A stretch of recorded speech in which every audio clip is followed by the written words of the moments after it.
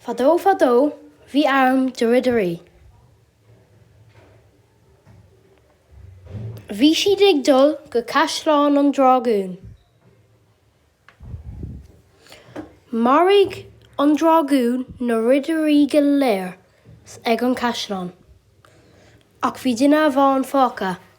Bhí sé anna bhrónach mar chail sé a chuirde, ach bhí Clóca Draíochta aige, nar chuireann sé an clóca air téann sé dtitheacha.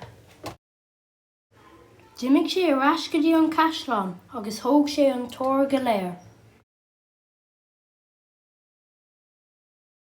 Ach bhí meallach deir an tóir. Péhar de leagann sé lámhéir casann sé díreach go óir, agus níl sé in ann básaáil.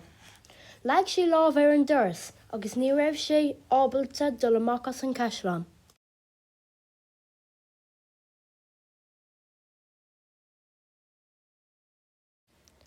Bhí daoine ag teacht chun an caisleán a scoirtálamm.